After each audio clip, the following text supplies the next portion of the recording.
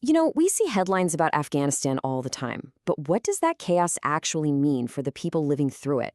Well, today we're sharing the story of one man's journey, a really harrowing account of survival that puts a human face on a massive global crisis.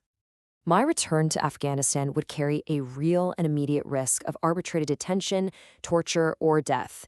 These are the words of Ali Sina Kazemi, and that's not some political statement. For him, it's just a fact. So what could possibly happen to make returning to your own home a death sentence? So let's start with the man at the center of this. Who is Ali Sina Kazemi? Because to really get a handle on the danger he's in, we first need to understand who he is. Okay, so each of these facts, on its own, is just one part of his identity. But when you start putting them together, a pretty dangerous picture starts to form.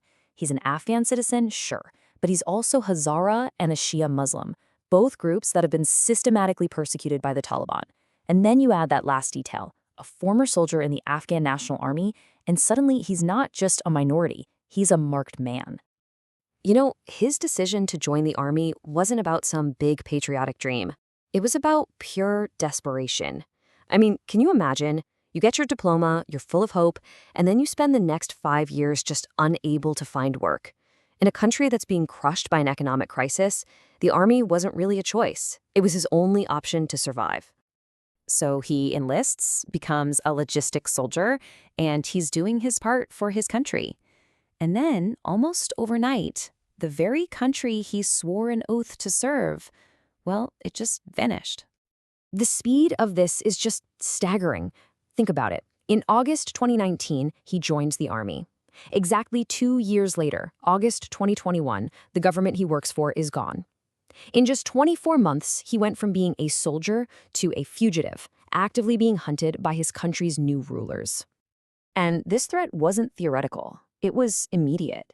He had to destroy any proof he had of his military service because he knew that being identified meant almost certain death. This wasn't paranoia. He was seeing his own comrades, guys he served with, getting arrested and killed. The hunt was very, very real. But even after destroying all his papers, you can't just erase who you are. And this is where the story takes a really devastating turn. It was a combination of his religious faith and, believe it or not, modern technology that made him a high-value target. It all came down to a sacred ceremony called Ashura. For Shia Muslims like Ali, this is a hugely important religious day. But for the Taliban, which is a fundamentalist Sunni group, this is an act of defiance that needs to be suppressed. So for Ali, just taking part in his own faith was an incredibly dangerous risk.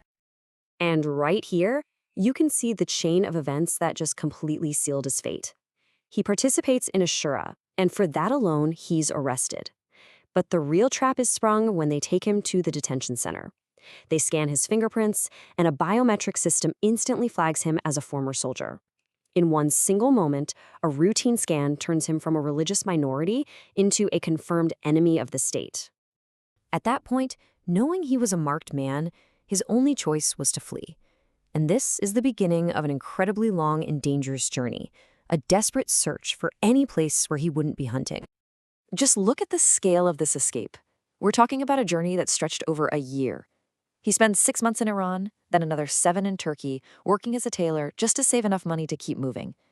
From there, it's a grueling month-long trek across the Balkans before he finally makes it to Italy. Every single step of that journey was a massive gamble. But the danger didn't just stop with him. While he was on the run, the Taliban were targeting his family back home. They raided their house over and over.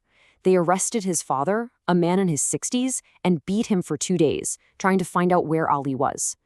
Just for being related to him, his entire family was forced to abandon their home and go into hiding.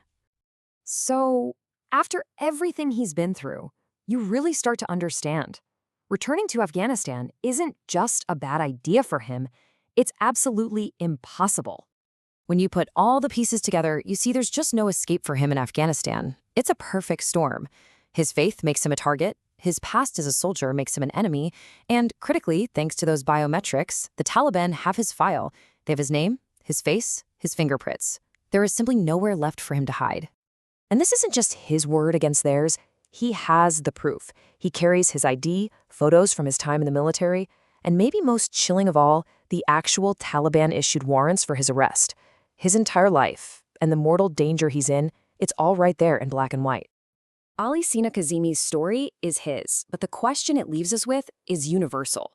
When the place you were born, the country you served, becomes the single greatest threat to your life, where do you go? What does home even mean anymore?